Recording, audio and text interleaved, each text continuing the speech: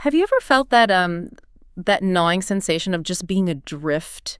Maybe wondering, is this really all there is? Oh, definitely. Or, just feeling like you need something more, some deeper direction, especially when things get tough. Right, when life throws those curveballs and everything feels uncertain. We all know external stuff can shake us. But what if there's this internal compass we could actually cultivate, something that doesn't just help us navigate the storms, but maybe makes us stronger because of them? That's a really interesting way to put it. So welcome to the deep dive. Today, we're going to, dive deep into the resilience of purpose. Find meaning in your work and life's path. Oh, good. Our mission here is really to unpack what purpose actually is, why it's such a fundamental pillar for well-being, for resilience. And crucially, how we can do it. Exactly. How you can practically cultivate it every day in your life, in your work. Yeah. We'll be drawing on ideas from, health, psychology, the human spirit. It's all connected. It really is. Yeah. And, resilience itself is often kind of misunderstood, I think. People see it as just bouncing back. Right, like snapping back to how you were before. Yeah. But what's really fascinating from the research is that it's often more about bouncing forward. It's about changing, growing because of those tough times. Okay, bouncing forward. I like that. And purpose. Well, purpose is kind of the engine for that forward momentum. It gives you the direction. That totally reframes things, doesn't it? So, okay, let's get on the same page. When we talk about purpose, what exactly are we defining here? Well, at its core, purpose is, you could say, the determination or the feeling of having a reason behind what you do. It's about living intentionally. Intentionally, okay. Yeah, actively working towards a life vision that really resonates with you deep down. But, and this is important, it's not some fixed destination you just arrive at. Tick a box. Ah, right. Not like finding the X on a treasure map. Exactly. Think of it more like an ongoing journey, something that evolves, changes as you change. It often reveals itself in kind of surprising ways along the path. So less a single big revelation, more like a continuous unfolding. Okay. And if purpose is this guiding intention, this journey, how does it link up so strongly with resilience? We hear that word everywhere now. Well, they have this incredibly synergistic relationship. Purpose acts like the guiding light for resilience, you see. Guiding light. Yeah. When you have a clear sense of your why, your reason, it helps you navigate the choppy waters, recover from stress, from trauma even. So it helps you make sense of it. And reframe negative stuff more constructively. It gives you that profound reason to keep putting one foot in front of the other, to persist, and importantly, to learn from what happens. Without purpose, resilience can sometimes feel like just gritting your teeth, just enduring. Instead of actually growing from it. Precisely. Purpose fuels the growth part. Wow. And it's truly remarkable, isn't it, how this isn't just some abstract mental idea. Purpose has real, measurable impacts on our physical health, too. Oh, absolutely. This is where it gets really interesting. What are some of the maybe most surprising benefits you've seen in the research? Well, it's quite profound, actually. For starters, it significantly boosts your ability to cope with stress. How so? People with a strong sense of purpose tend to report lower levels of perceived stress. And get this, their bodies actually show a reduced physiological stress response. It's not just in their heads, it physically changes how they react. That's incredible. So it's buffering the physical hit of stress. Exactly. And they're also more likely to engage in those helpful, stress-relieving activities like exercise or mindfulness, things that build their overall capacity to handle pressure in the long run. So it's like having a strong why makes you naturally invest more in your own well-being to protect that why. That's a great way to put it. And it also dramatically improves how we navigate our emotions and recover from negative states. Okay, tell me more about that. Purposeful individuals seem better at recognizing their feelings, first of all, then aligning those feelings with their meaningful goals and bouncing back quicker, essentially, from negative emotions. So less getting stuck in negativity. Right. And this provides measurable protection against things like depression, even PTSD. Feeling like you're contributing, working towards something meaningful, it's almost like an emotional immune booster. Yeah, I can really see how having that why would motivate you to prioritize self-care. If your purpose feels vital, then keeping yourself able to pursue it becomes vital too, right? That's exactly the feedback loop. A sense of meaning encourages healthier behaviors all around. More physical activity, better sleep, less reliance on substances. And that adds up over time. Absolutely. It contributes directly to a longer, healthier life, even better cognitive function as we age. It fundamentally shifts how you view looking after yourself. And it also seems like it tackles that feeling of isolation that so many people struggle with today. Is there a connection there? A huge connection. Purpose inherently fosters connections to something larger than yourself, whether that's a cause, a community, shared goal. So it pulls you out of just being focused inward. Precisely. And that powerfully diminishes feelings of loneliness and social isolation. Being part of something meaningful strengthens your social fabric in a really deep, lasting way. This conversation naturally leads us to, well, an extraordinary real-life example of purpose-forging resilience in the face of just unimaginable suffering, Viktor Frankl. Oh, yes. Frankl's story is incredibly powerful. For anyone listening who might not know, Frankl was a psychiatrist who survived years in Nazi concentration camps. He lost his entire family, his wife, his parents, his brother. Just horrific circumstances. And yet, his experience, his insights from that time are just foundational to understanding purpose and resilience. He was literally surrounded by terror, by degradation, and he grappled with that ultimate question. How do you make sense of this? How do you survive this? Exactly. And what's so fascinating is that even in the absolute depths of that hell, he discovered what he later called the last of the human freedoms. And what was that profound insight he found? He famously wrote, "Everything can be taken from a man but one thing, the last of the human freedoms, to choose one's attitude in any given set of circumstances, to choose one's own way." Wow. Choose your attitude, even then. Even then, and incredibly, Frankl himself lived this. He mentally reconstructed his life's work, a manuscript he'd lost when he was arrested, by rewriting it in his head, sometimes on tiny scraps of paper he managed to find in the camp. That's just unbelievable resilience. It was an extraordinary act of meaning-making.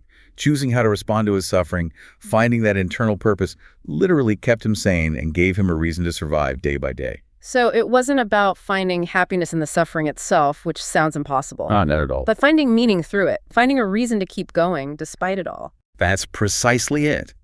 Frankl argued quite strongly that happiness, and even success, they aren't things you can pursue directly, like chasing a butterfly. Okay. Instead, he suggested they ensue as the unintended side effect of one's personal dedication to a cause greater than oneself, or as the byproduct of one's surrender to a person other than oneself. So happiness follows purpose, it doesn't lead it. Exactly. You don't chase happiness. It arrives when you're living a life filled with meaning, often focused on something beyond just yourself. His life really embodies that quote he's famous for. He who has a why to live for can bear almost anyhow. Absolutely. That strong sense of purpose provided the inner strength to endure almost unimaginable hardship. It's an incredibly powerful lesson that just resonates across time, doesn't it? It really does. It highlights that choice, that ability to choose your attitude, find meaning even when suffering is unavoidable. That's the bedrock of real resilience. The ultimate freedom, he called it. So, if purpose is this crucial ingredient, this engine, how do we actually go about cultivating it? Because there's this common idea, isn't there, that purpose is some single predestined thing you have to find, like it's hiding under a rock somewhere. Right. That's such a prevalent narrative. Go find your purpose. But the prevailing view now, and one I really subscribe to, is that purpose is something you actively choose and create. Choose and create. Okay, so less treasure hunt, more. More like tending a garden, maybe. You plant seeds, you nurture them, you see what grows, and importantly, your purpose isn't static. It can, and often does, evolve throughout life. That makes sense. What feels purposeful at 20 might be different at 40 or 60. Totally different. It's dynamic. Okay, so let's maybe unpack this with a practical framework. Yeah. Because a lot of people connect purpose very directly to their work, to their career. And this is where the Japanese concept of ikigai comes in, right? Often translated as a reason for being. Yes, ikigai. It's a wonderful, holistic sort of blueprint, especially useful, I think, for thinking about career alignment and finding that sweet spot of satisfaction and fulfillment. So how does it work? It brings together different elements. Yeah, it's visualized often as 4 overlapping circles. You're looking for the intersection, the place where they all meet. Okay, what are the circles? So the first 2 are pretty intuitive for most people. Circle 1 is what you love. That's your passion, right? Right. Circle 2 is what you are good at, your skills, your profession, your talents. Okay, passion and skill. Makes sense. But then it gets deeper. The third circle is what the world needs. This taps into your mission, your contribution. Ah, okay. Looking outward. Exactly. And the fourth circle is what you can be paid for, Yeah. Your vocation, the economic viability piece. Got it. Love, good at, world needs, paid for. And ikigai, that reason for being, is found right in the center, where all four overlap. When your work genuinely taps into your passion, uses your skills, meets a real need in the world, and supports you financially, that's where you find that profound satisfaction, that deep sense of purpose in your work. Can you give an example? Sure. Think of maybe a graphic designer who absolutely loves creative problem solving. Love. Is technically brilliant with design software, good at, helps small nonprofits communicate their vital messages, world needs, and earns a decent living doing it, paid for. That's ikigai right there. That really clarifies it. And it sounds like a powerful way to sidestep that burnout trap we hear so much about. It absolutely is. And here's a critical insight from this way of thinking, one that's often missed, I find. Okay. Burnout usually doesn't come from doing work you're bad at. You tend to stop doing that. In fact, burnout often comes from doing draining work that you're actually good at. Wait, say that again. Draining work you're good at. Yes. You might excel at something, be highly competent, maybe even praised for it. But if it depletes your energy, if it doesn't align with what you truly love, or what feels meaningful in terms of contribution, it can lead straight to burnout and misery, even if you're technically successful. Wow. That's a really powerful point. It really is. And the implication is stark. Life is just too short to spend it doing work you don't genuinely find rewarding or meaningful, even if you happen to be excellent at it. That's a challenging thought for many people, I imagine. So, okay, beyond defining purpose and using frameworks like Ikigai, let's talk about building that resilience toolkit more directly. What are some core practices we can all use, personally, professionally, to handle stress better and, build that resilience muscle? Yeah, absolutely. We can maybe group them into, say, 3 key areas. First up is what I'd call proactive self-awareness and care. Okay, proactive awareness and care, what does that involve? It starts with learning to recognize your own unique stress signals. Is it a knot in your stomach, tension headaches, snapping at people, know your tells? Right, becoming aware of the early warnings. Exactly. And once you notice those clues, act immediately. Don't wait for it to escalate. That could be just pausing for some deep breaths, a quick walk outside, maybe scribbling down your thoughts in a journal, whatever works for you. Small, immediate actions. Yes. And part of this is also making sure you take time for yourself daily. And crucially, without guilt. This isn't selfish. It's essential maintenance. Like putting fuel in the car. Precisely. You wouldn't expect a car to run on empty. Yeah. Prioritize the basics. Exercise, decent food, relaxation, enough sleep. And also, try to actively notice and savor the good minutes in your day. That quiet cup of coffee, a funny moment with a colleague, seeing something beautiful, it helps build reserves. So tuning in, taking action, and refueling. Got it. What's the next area? The second area is about building supportive structures. This means looking at your environment and routines. Okay, structures. Like what? Well, maybe trying new routines that add a bit more structure or predictability to your day.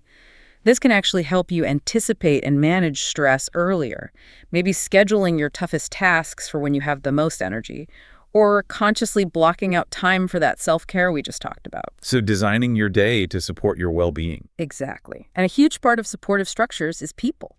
Stay connected and make new friends. Seriously, build and maintain those strong social networks. The human connection piece again. It's fundamental. Having trusted people to talk to, family, friends, colleagues, community groups, it's incredibly grounding and calming. Don't underestimate it. Definitely a powerful buffer. Okay. So awareness and care, supportive structures. Yeah. What's the third area for the toolkit? The third area is all about mindset shifts and seeking support when needed. This involves actively working with your thoughts and knowing when to reach out. Mindset shifts. Like positive thinking, more like realistic thinking, specifically seeing problems through a different lens. This is often called reframing. You consciously choose to change your perspective on a stressful situation. Can you give an example? Sure. Say you're stuck in a massive traffic jam. The default might be frustration, anger. Reframing could be seeing it as unexpected quiet time or a chance to listen to that podcast you've been meaning to catch up on. Finding a different angle. Yeah. It sounds simple, but practicing this consistently helps reduce negative emotions like anger and really boost resilience over time. And within this area is the crucial step of seeking help with problems. Not trying to tough it out alone. Absolutely not. Don't hesitate to lean on your support network, friends, family, mentors for advice or just an ear. And very importantly, if stress is really impacting your well-being, your relationships, your work, maybe leading to unhealthy coping like drinking too much, talk to a health professional. It's okay to seek professional help. It's more than okay. It's often essential. Reaching out is a sign of strength and self-awareness, definitely not weakness. Those are really practical steps. Beyond those day-to-day toolkit items, are there broader sort of mental pillars we need to develop for deep personal resilience? Yes, I think there are three core pillars that really work together. The first is emotional intelligence. Okay, EQ. What does that entail in this context? It's about developing, first, self-awareness, really understanding your own feelings as they happen. Then, self-management, learning to control your impulses and reactions, especially under pressure. Then there's empathy, being sensitive to and understanding others' emotions. And finally, strong interpersonal skills, connecting well with people. So understanding yourself, managing yourself, and understanding and connecting with others. Exactly. It's about noticing those subtle clues of pressure building up in yourself or others, and having the capacity to pause and respond thoughtfully, rather than just reacting. That makes sense. What's the second pillar? The second is accurate thinking. This is about striving for objectivity, trying to separate the hard facts of a situation from your emotional interpretation of it. Okay, seeing things clearly. Yes, and a big part of this is actively challenging those sneaky, automatic negative thoughts, sometimes called ANTs. ANTs, like actual ants. Haha, no, not literal ants. ANTs as in automatic negative thoughts. These are common patterns like filtering, you get 10 compliments and 1 criticism, and you only focus on the criticism. Oh, yeah, I know that one. Or personalizing, assuming everything bad that happens is somehow your fault.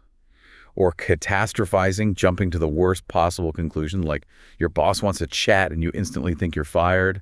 Or polarizing, seeing everything in black and white, all good or all bad. Right, those thought traps. Accurate thinking is about spotting those ANTs and consciously questioning them, looking for more balanced, evidence-based conclusions. So challenging those negative distortions. Got it. And the third pillar? The third pillar is realistic optimism.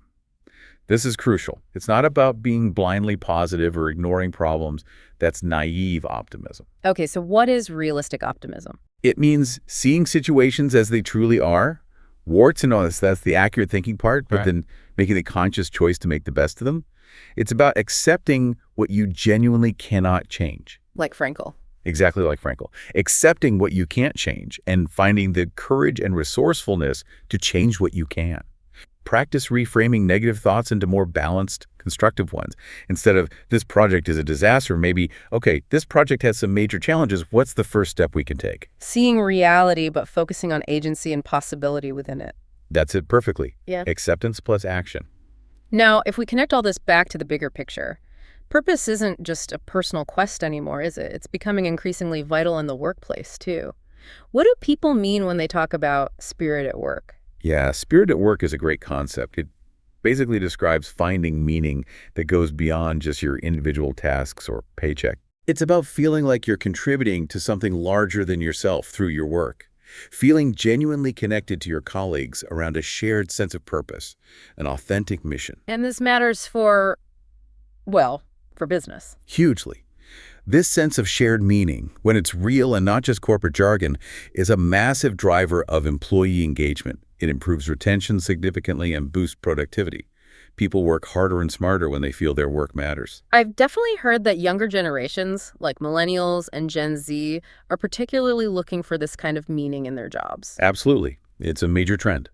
Employees across the board, but especially younger folks, are increasingly seeking work that has a positive impact on the world, that aligns with their personal values. They want more than just a paycheck. Much more. They want to know their efforts are contributing to something good, something meaningful for society or the planet, not just, maximizing shareholder value in a vacuum. Often, that intrinsic reward of doing meaningful work is the single greatest motivator.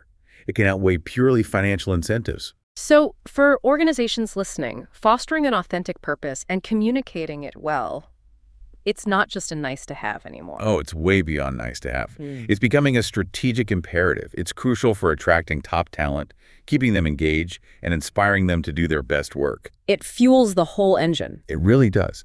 When you get that alignment between an individual's sense of purpose and the organization's purpose, that's where innovation sparks, commitment deepens. You build a really strong, resilient culture. Companies with a clear, authentic purpose often report higher profitability, sure, but also way more employee pride and a stronger sense of community. And just quickly, for individuals who are still maybe struggling to pinpoint their purpose or want to explore it more deeply, are there simple tools or exercises they can try? Definitely. There are lots of accessible self-reflection exercises out there. Things like the magic wand question. Gotcha. Yeah, if you had a magic wand and could change anything about your life or work, what would it be? It helps clarify what you truly value. Or doing a future self-visualization, imagining your ideal, meaningful life 5 or 10 years down the road. What does it look like? What are you doing? Who are you with? So ways to tap into your deeper values and aspirations. Exactly. You can also find values clarification surveys online, or even just try volunteering for different causes you feel drawn to. Sometimes purpose reveals itself through action and connection, not just introspection. That's a great point. Get out there and experiment. Mm-hmm. So as we start to wrap up this deep dive, it feels like the core lesson, the big takeaway from our journey today, is crystal clear. Purpose is this incredibly powerful, dynamic force. Yeah, it's a force for resilience, for well-being, for finding real fulfillment in life. And crucially, it's not about finding that one single, perfect, unchanging path that's somehow hidden from you. No, definitely not. It's much more about the ongoing process of choosing and creating meaning through your actions day by day, through your connections with others, even through how you choose to approach the challenges you can't avoid. So building resilience, cultivating purpose, it's a continuous journey. A journey of conscious choices, absolutely, and growing self-awareness along the way. And perhaps as a final thought for everyone listening to reflect on, given everything we've talked about, especially Frankl's insight about that ultimate freedom, maybe ask yourself this. What is life asking of you right now, in this moment, and what will your response be? That's a powerful question to sit with, a really powerful question. Thank you so much for joining us on this deep dive. We really hope it sparks some useful insight. It was a great conversation. We look forward to exploring more with you next time on The Deep Dive.